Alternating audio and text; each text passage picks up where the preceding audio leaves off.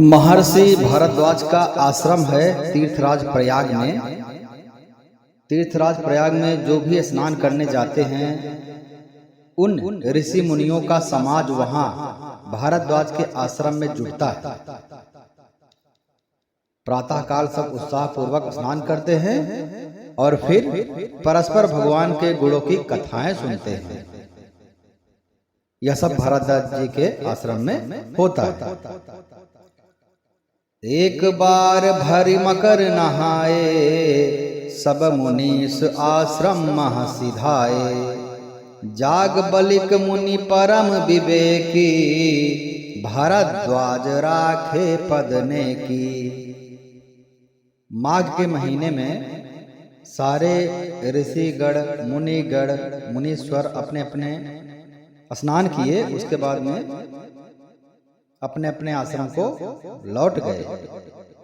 परम ज्ञानी याज्ञवल्क्य मुनि को चरण पकड़ करके भारद्वाज जी ने रख लिया। अर्थात भारद्वाज जी ने परम ज्ञानी याज्ञवल्क्य जी के चरण को पकड़ लिया और आदर पूर्वक भारद्वाज जी उनके चरण कमल धोए, बड़े ही पवित्र आसन पर उन्हें बैठाया, उनका सम्मान किया। मुनि याज्ञवल्क्य जी के सुयश का वर्णन किया कि आप परम ज्ञानी हैं, परम तत्व का आपको पूर्ण रूप से ज्ञान है, आपकी कोमल वाणी है। हे नाथ, मेरे मन में बहुत बड़ा संदेह है। वेदों का तत्व सब आपकी मुट्ठी में है, अर्थात आपको सब कुछ ज्ञान है। संत कहाई अस नीति प्रभु, श्रुति पुराण मुनि गाव। होय न विमल विवेक उर, गुर सन किए दुराव। भारद्वाज जी कहते हैं याज्ञवल्क्य जी से, हे प्रभु, संत लोगों की ऐसी नीति है, उनका ऐसा मत है और वेद पुराण तथा मुनि जन भी यही बतलाते हैं कि गुरु के साथ जो भी छिपाव करता है, जो कुछ छिपाता है, उसके हृदय में निर्मल ज्ञान कभी नहीं होता है। अर्थात हमको अपने गुरु से कुछ भी नहीं छिपाना चाहिए। यही सोच करके मैं अपना अज्ञान प्रकट करता हूं। हे नाथ, सेवक पर कृपा करके इस अज्ञान का नाश कीजिए। संतों, पुराणों और उपनिषदों में श्री राम के असीम प्रभाव का गान किया गया है। कल्याण स्वरूप ज्ञान और गुणों की रास अविनाशी भगवान शंभु निरंतर राम नाम का जप करते रहते हैं। संसार में 4 जात के जीव हैं। काशी में मरने से सभी जात के जीव को परम पद प्राप्त होता है। यहाँ पर भारद्वाज जी याज्ञवल्क्य जी से प्रश्न करते हैं, उनसे अपना संदेह, जो उनके मन में संदेह है, वह प्रकट करते हैं। एक राम अवधेश कुमारा, तिनकर चरित विदित संसारा। एक राम तो अवधेश, अवध नरेश दशरथ जी के कुमार हैं। जो राम जी हैं अवध नरेश दशरथ जी के कुमार हैं। उनका चरित्र सारा संसार जानता है। उन्होंने स्त्री के विरह में अपार दुख उठाया और क्रोध आने पर युद्ध में रावण को भी मार डाला। प्रभु सोई राम की अपर को, जाहि जपत त्रिपुरारी। सत्य धाम अरबज्ञ तुम, कहूं विवेक विचारी। हे प्रभु, वही राम है या कोई दूसरा राम है जिनको शिव जी जपते हैं? आप सत्य के धाम हैं, अर्थात आपको सब कुछ सत्य सत्य पता है, ज्ञान है, और आप सब कुछ जानते हैं। ज्ञान विचार कर कहिए। अर्थात भारद्वाज जी को यह संदेह हो गया था कि कौन से राम, ये वही राम है जो कि बन बन भटक रहे थे, अपनी पत्नी के लिए रो रहे थे, बिलख रहे थे,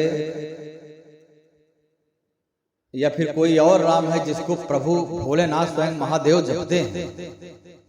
यह संशय आप मिटाइए। यही अभिमान हो गया था पंछीराज गरुड़ जी को भी कि क्या वही राम है जो परम ब्रह्म जिनको लोग कहते हैं, ये कैसे राम है, ये जमीन पर पड़े हुए हैं मूर्छित अवस्था में और इनको नाग बांस बांध लिया है, मरणासन्न अवस्था में पड़े हुए हैं और इनको मेरी जरूरत है, मेरी मदद की आवश्यकता है, मैं मदद करूंगा तब परम ब्रह्म पास से मुक्त होंगे।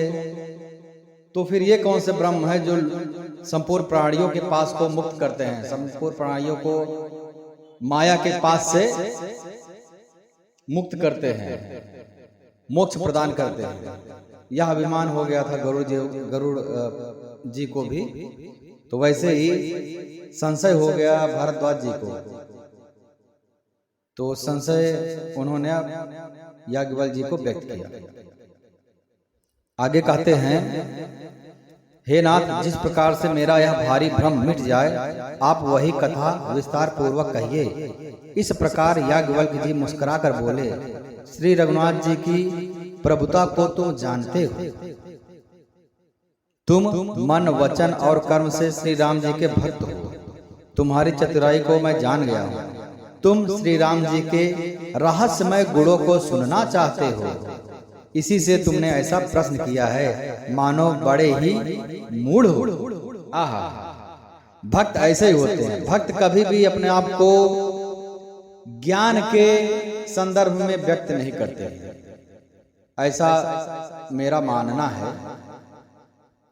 हनुमान जी को ज्ञान नाम अग्रगण्यम कहते हैं, लेकिन उन्होंने कभी भी अपने आप को ज्ञान की श्रेणी में नहीं रखा है, हमेशा अलग ही रहते थे, जैसे मुझको कुछ पता ही नहीं, मुझे कुछ ज्ञान ही नहीं है, मेरे पास कुछ शक्ति ही नहीं है।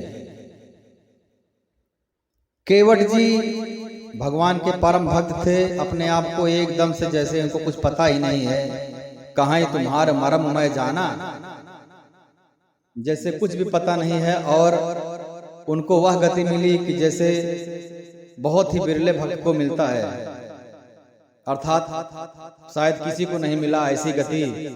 ब्रह्मा जी को भगवान नारायण का पैर का अंगूठा मिला था।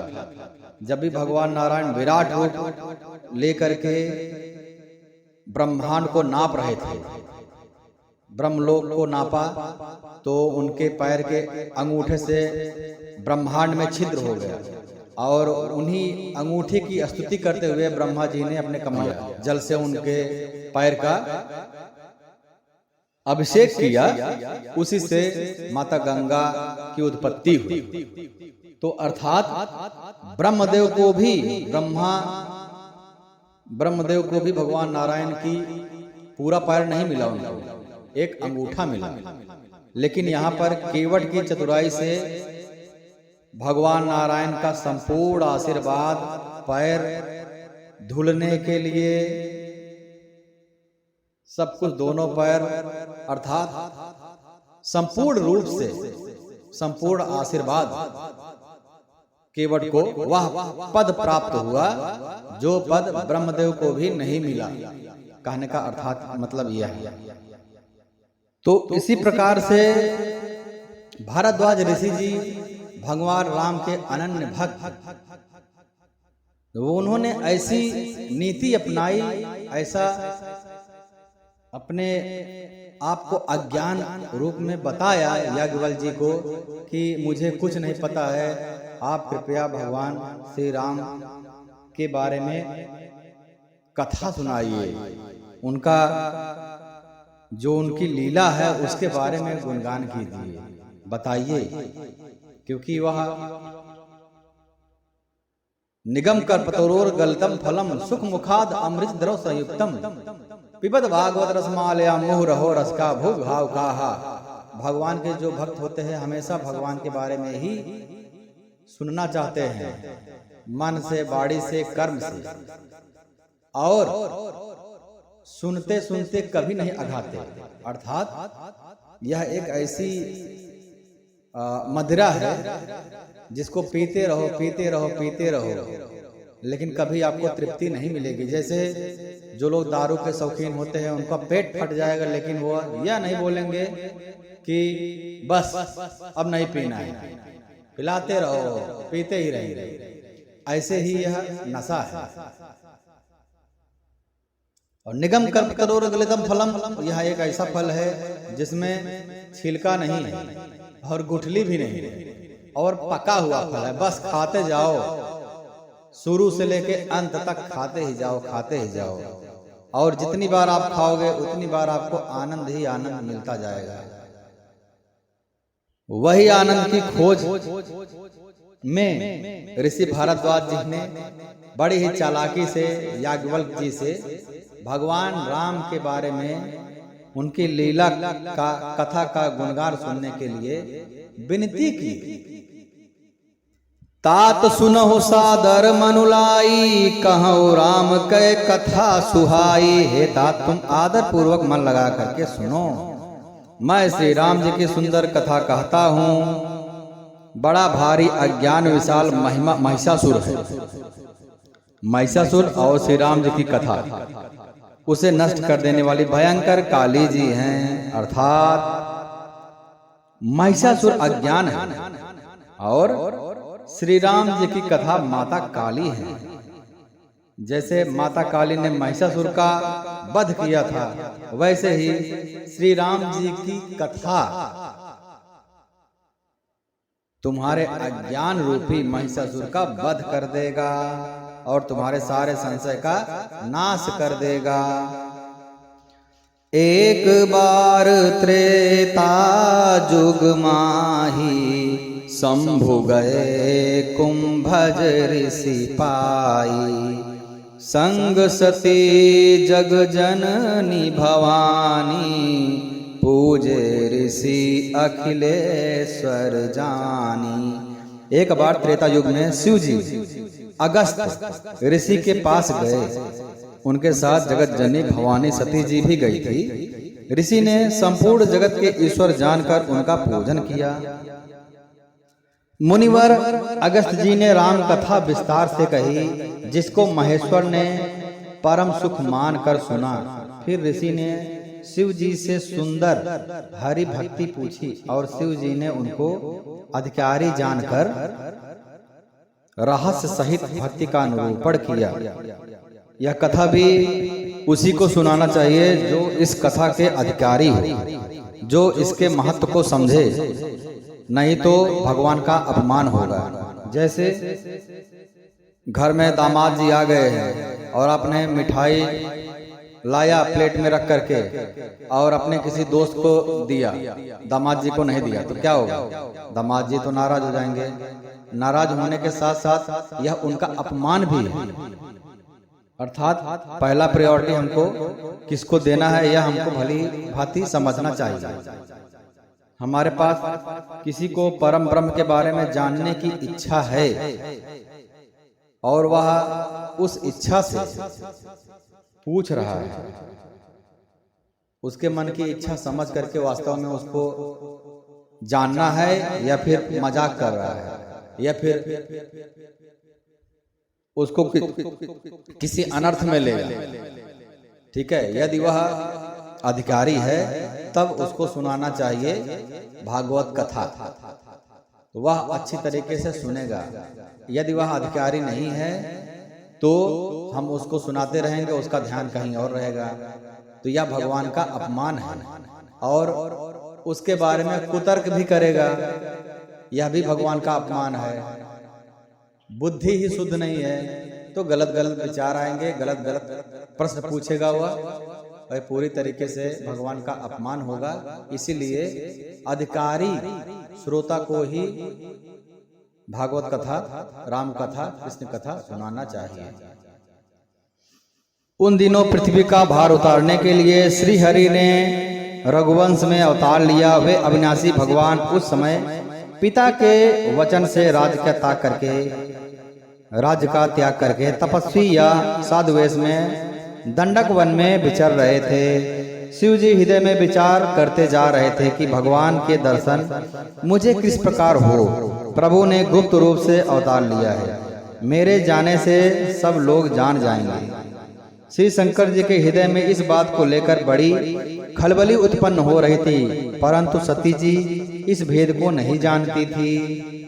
तुलसीदास जी कहते हैं, शिव जी के मन में भेद खुलने का डर था, परंतु दर्शन के लोभ से उनके नेत्र में लालच भी था। कैसे भी करके भगवान भोलेनाथ मर्यादा पुरुषोत्तम परम ब्रह्म श्री राम जी के दर्शन करना ही चाहते थे। रावण ने अपनी मृत्यु मनुष्य के हाथ से मांगी थी।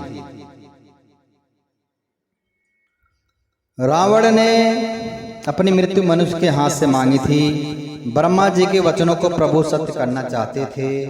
मैं जो पास नहीं जाता हूं तो बड़ा पछतावा रह जाएगा। इस प्रकार शिव जी के विचार, शिव जी विचार में थे, परंतु कोई भी युक्ति ठीक से नहीं बैठ रही थी। इस प्रकार महादेव जी चिंता के वश में थे। उसी समय नीच रावण ने जाकर मारीची को साथ लिया और वह मारीच तुरंत कपट मृग बन गया।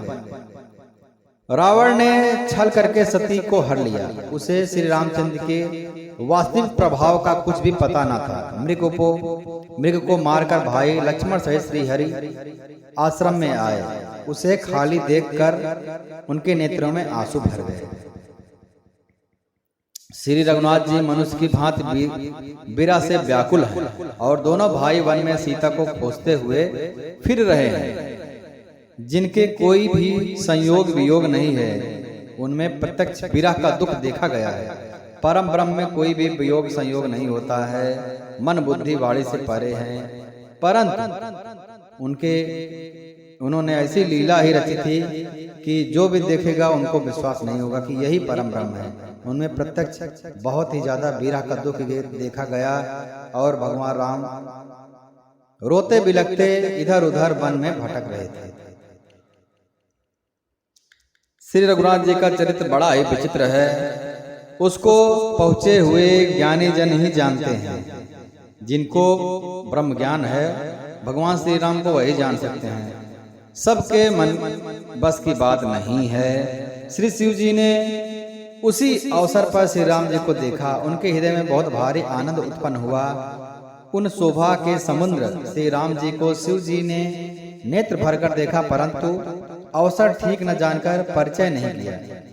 जगत के पवित्र करने वाले सच्चिदानंद की जय हो। इस प्रकार कहकर कामदेव का नाश करने वाले श्री शिव जी चल पड़े। कृपा निधान शिव जी बार बार आनंद से पुलकित होते हुए सती जी के साथ चले जा रहे थे। सती जी ने शंकर जी की यह दशा देखी तो उनके मन में बड़ा संदेह उत्पन्न हुआ। शंकर जी की सारा जगत वंदना करता है, वे जगत के ईश्वर हैं। देवता मनुष्य मुनि सब के प्रति सिर नवाते हैं। शिव जी ने एक राजपुत्र को सच्चिदानंद परम धाम कहकर प्रणाम किया और उसकी शोभा देखकर वे इतने प्रेम मग्न हो गए कि अब तक उनमें हृदय में प्रीत रोकने से भी नहीं रुक रही है। जो ब्रह्म सर्वव्यापक माया रहित अजन्मा अगोचर इच्छा रहित और भेद रहित है, जिसे वेद भी नहीं जानते, क्या वह देह धारण करके मनुष्य हो सकता है? सती जी के मन में भी संशय उत्पन्न हो गया। ब्रह्म जो व्यापक बिरज अज अकल अनीह अभेद, सो की देह धरि होई नर जाहि न जानत वेद। देवताओं के हित के लिए मनुष्य शरीर धारण करने वाले जो भगवान विष्णु है, वे भी शिव जी की ही भांति सर्वज्ञ हैं। वे ज्ञान के भंडार हैं। लक्ष्मीपति असुरों के शत्रु भगवान विष्णु क्या अज्ञानी की तरह स्त्री को, अपनी स्वयं की स्त्री को खोज रहे हैं? यह कैसे हो सकता है? फिर शिव जी के वचन भी झूठे कैसे हो सकते हैं? सब कोई जानते हैं कि शिव सर्वज्ञ हैं। सती के मन में इस प्रकार का अपार संदेह का महासागर उमड़ रहा था। यद्यपि भवानी जी ने प्रकट कुछ नहीं कहा, पर अंतर्यामी शिव जी सब जान गए। शिव जी बोले, हे सती, सुनो, तुम्हारा स्त्री स्वभाव है, ऐसा संदेह मन में कभी न रखना चाहिए। जिनकी कथा का अगस्त्य ऋषि ने गान किया और जिनकी भक्ति मैंने मुनि को सुनाई, ये वही मेरे इष्ट देव श्री रघुवीर जी हैं, जिनकी सेवा ज्ञानी मुनि सदा किया करते हैं।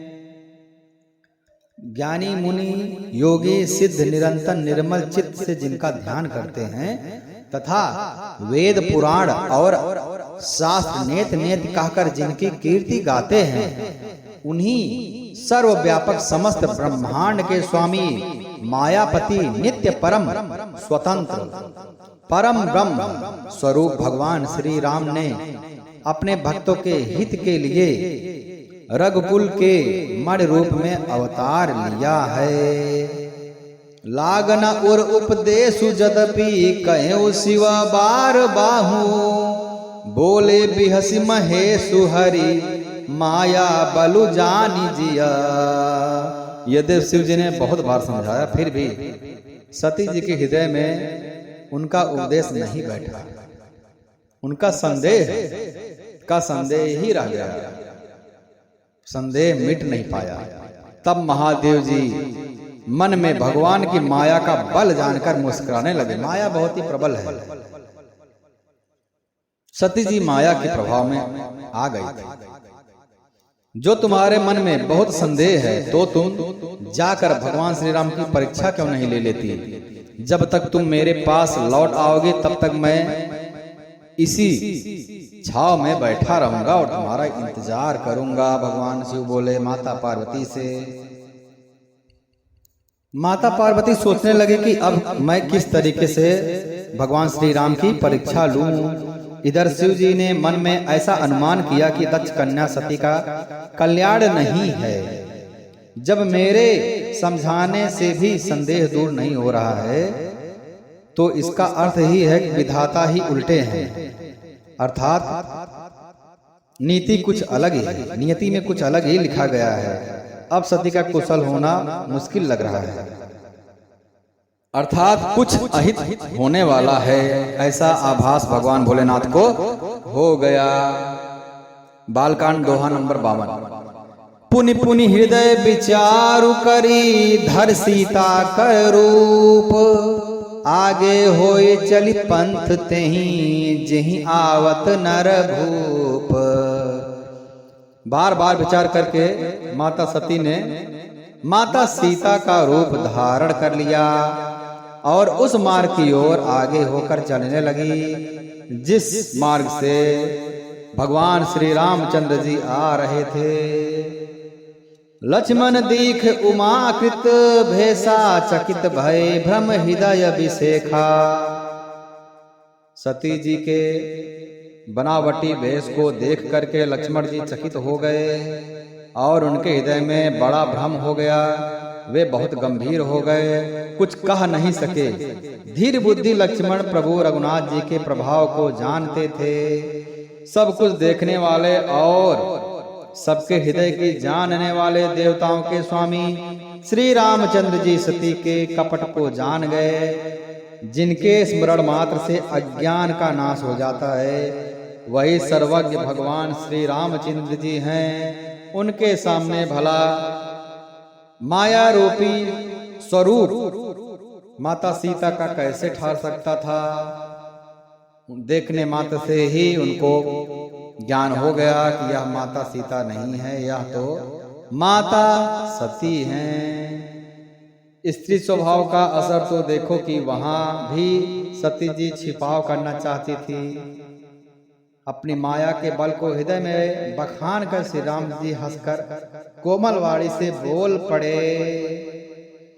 पहले प्रभु ने हाथ जोड़कर सती को प्रणाम किया और पिता सहित अपना नाम बताया। श्री राम ने पहले सती जी को प्रणाम किया, फिर कहा कि वृषकेतु शिव जी कहाँ हैं? आप यहाँ वन में अकेली किस लिए फिर रही हैं? राम बचन मृदु गूढ़ सुनी उपजा अति संकोचु। सती सभीत स महेश पई चली हृदय बड़ सोचु। अब माता सीता का जो रूप बनाया था सती जी ने, और भगवान श्री रामचंद्र ने डायरेक्ट यह पूछ लिया कि हे देवी, प्रणाम करके कि आप यहाँ अकेली क्या कर रही हैं, भगवान भोलेनाथ कहाँ है। तो सती जी संकोच में पड़ गई। अब वो संकोचा गए, उनको बहुत बड़ा संकोच हो गया। श्री राम जी के कोमल वचन को सुन करके सती जी को बहुत बड़ा संकोच होगा। अरे हाँ, ये क्या हो गया। वे डरती हुई चुपचाप शिव जी के पास चली गई। उनके हृदय में बहुत बड़ी चिंता हो गई, कुछ बोल ही नहीं पाई। भगवान श्री रामचंद्र जी के सामने कुछ बोल ही नहीं पाए। मैं शंकर कर कहा न माना, निज अज्ञान राम परु आना। जाय उतरु अब देहौ काहा, उर उपजा अति दारुण दाहा। मैंने शंकर जी का कहना नहीं माना। माता जी सोचने लगी, सती जी सोचने लगी कि मैंने शंकर जी का कहा नहीं माना और अपने अज्ञान का श्री रामचंद्र जी पर आरोप किया। अब जाकर मैं शिव जी को क्या उत्तर दूंगी, यही सोचने लगी। सती जी के हृदय में अत्यंत भयानक जलन पैदा हो गया। श्री राम जी ने जान लिया कि सती जी को दुख हुआ। तब उन्होंने अपना कुछ प्रभाव प्रकट करके उन्हें दिखलाया। सती जी ने मार्ग में जाते हुए यह कौतुक देखा कि श्री रामचंद्र जी, सीता जी और लक्ष्मण जी सहित आगे चले जा रहे हैं। इस अवसर पर सीता जी को इसलिए दिखाया कि सती जी श्री राम चंद्र जी के सच्चिदानंदमय रूप को देखे। वियोग और दुख की कल्पना जो उन्हें हुई थी वह दूर हो जाएगी तथा वे प्रकृतिस्थ हो जाएंगे। पीछे की ओर फिर कर देखो तो वहां भी भाई लक्ष्मण जी सीता जी के साथ श्री रामचंद्र जी सुंदर वेश में दिखाई दिए। वे जिधर देखती उधर ही प्रभु श्री रामचंद्र जी विराजमान है और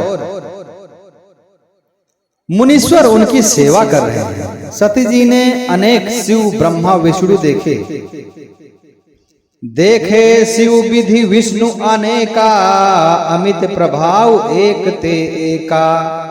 बंदत चरण करत प्रभु सेवा, विविध बेस देखे सब देवा। माता सती जी ने भगवान शिव ब्रह्मा और विष्णु के अनेक रूप देखे, जो एक से बढ़कर एक असीम प्रभाव वाले थे। भांति भांति के वेश धारण किए हुए थे और सभी देवता श्री रामचंद्र जी की चरण वंदना और सेवा कर रहे थे। फिर उन्होंने अगणित अनुपम सती ब्रह्माणी और लक्ष्मी देखे। जिस जिस रूप में ब्रह्मा आदि देवता थे उसी के अनुरूप रूप में ये सब शक्तियां भी थी।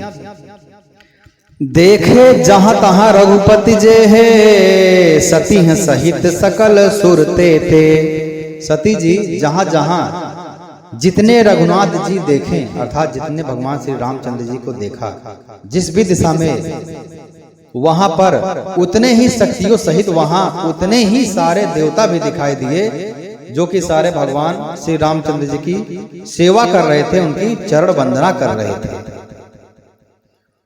पूजहि प्रभु देह बहु बेसा, राम रूप दूसर नहीं देखा। यहाँ पर एक विशेष बात है कि अनेकों वेश धारण करके देवता प्रभु श्री रामचंद्र जी की पूजा तो कर रहे थे, परंतु श्री रामचंद्र जी का दूसरा रूप कहीं नहीं देखा। सीता सहित श्री रघुनाथ जी बहुत से देखे, परंतु उनके वेश अनेक नहीं थे, एक ही थे। अर्थात श्री रामचंद्र जी के अलावा जितने भी ब्रह्मा विष्णु महेश देखे सब अलग अलग थे। सबकी शक्तियां भी अलग थी, उनके वेश भी अलग थे, उनके प्रभाव भी अलग थे। वे सब भगवान श्री रामचंद्र जी की चरण वंदना कर रहे थे, पूजा कर रहे थे। लेकिन उन सारे ब्रह्मांडों में, सारी दिशाओं में भगवान श्री रामचंद्र जी सीता सहित लक्ष्मण जी का एक ही रूप था। उनके रूप में कोई भी परिवर्तन माता सती ने नहीं देखा। इससे यही सिद्ध होता है कि अनंत कोटि नायक ब्रह्मांड नायक श्री रामचंद्र जी एक ही हैं और सब अलग अलग हैं, और सारे देवता ब्रह्मा विष्णु महेश अलग अलग हैं। वो सबको एक एक ब्रह्मांड का सृजन करता, पालन करता और संहार करता के रूप में ब्रह्मा विष्णु महेश को अधिकार दिया गया है। परंतु परम ब्रह्म एक ही है, वह है श्री मर्यादा पुरुषोत्तम भगवान श्री रामचंद्र जी। सती जी ने देखा, सोई रघुबर सोई लक्ष्मण सीता, देख सती अति भई सभीता। माता सती ने देखा कि वही लक्ष्मण जी हैं, वही सीता जी हैं और वही रघुनाथ जी हैं। सती ने ऐसा देखकर बहुत ही डर गई, उनका हृदय कांपने लगा और देह की सारी सुध-बुध भूल गई। आंख मूंद कर मार्ग में बैठ गई, अर्थात वह विक्षिप्त हो गई। ऐसी अवस्था देखकर यहाँ पर एक संदर्भ आता है कि परम ब्रह्म मन बुद्धि वाणी से परे है। तो यदि परम ब्रह्म को कोई अपने बुद्धि से, अपने तर्क से समझना चाहे तो वह विक्षिप्त ही हो जाएगा, परम ब्रह्म उनको समझ में नहीं आएंगे। यही अवस्था हुआ था जब अर्जुन को भगवान श्री कृष्ण ने अपना संपूर्ण रूप दिखाया, परंतु अर्जुन संपूर्ण रूप देख नहीं पाए। दिव्य दृष्टि होने के बावजूद भी उन्होंने संपूर्ण रूप के दर्शन नहीं किए, कुछ ही रूप के दर्शन किए और अंत में उन्होंने भगवान श्री कृष्ण से विनती किया कि मैं आपका रूप नहीं देख पा रहा हूँ, कृपया आप वही सौम्य रूप सूक्ष्म रूप में ही आ जाइए। क्योंकि परम ब्रह्म अनंत हैं, तो अनंत को कोई कैसे देख सकता है? 1000 किलोमीटर, 1 किलोमीटर, कुछ अगर काउंट में, गिनती में है तब तो देखा जा सकता है, लेकिन जो गिनती में ही नहीं है उसको कैसे देख सकते हैं? जब माता सीता विक्षिप्त हो गई और आंख मूंद कर बैठ गई, उनकी बुद्धि काम करना बंद कर दिया। फिर बहुरी बिलोकयु नयन उघारी, कछु न देख तहां दक्ष कुमारी। जब उन्होंने आंख खोला तो वहां पर सती जी ने कुछ भी नहीं देखा। तब वो बार बार श्री रामचंद्र जी के चरणों में सिर नवाकर वहां से चली जहां शिव जी थे, शिव जी के पास चली गई। अर्थात जब माता सती ने आंख मूंदा और आंख खोला तो भगवान श्री रामचंद्र ने अपनी माया को हटा लिया। उसके बाद माता सती को कुछ भी नहीं दिखाई दिया। फिर माता सती भगवान भोलेनाथ के पास चली गई समीप महेश, तब हंस पूछी कुशलात, लीन परीक्षा कवन विधि, कहूं सत्य सब बात। भगवान भोलेनाथ जी बोले, कैसी परीक्षा ली आपने? हंसते हुए, क्योंकि उनको तो सब पता पहले से ही हो गया। हंसते हुए पूछे कि सती आपने किस तरीके की परीक्षा लिया? सत्य सत्य सब बताइए। सत्य सत्य शायद इसलिए बोला कि सत्य बताने में शायद माता को कुछ संकोच हो, क्योंकि बहुत तरीके से माता जी का उपहास हो चुका था। उनको ऐसा लगा होगा माता सती को, क्योंकि भगवान भोलेनाथ ने पहले ही उनको समझा दिया था कि श्री रामचंद्र जी परम ब्रह्म है। फिर माता ने माना नहीं।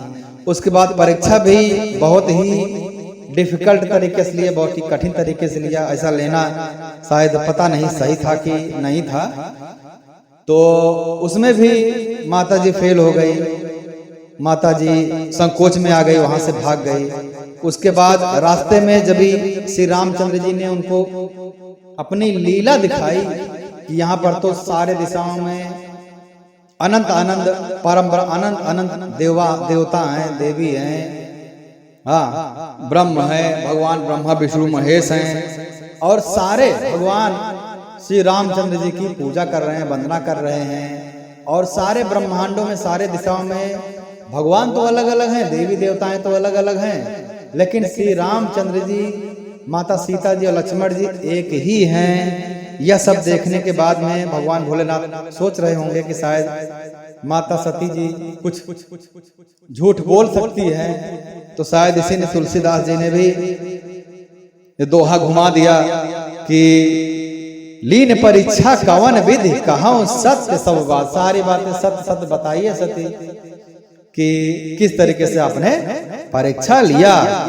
जब पास पहुंची तब श्री शिव जी ने हंसकर कुशल प्रश्न करके कुशल पूर्वक प्रश्न पूछा कि तुमने श्री राम जी की किस विधि परीक्षा ली, यह सारी बातें सच सच बताइए।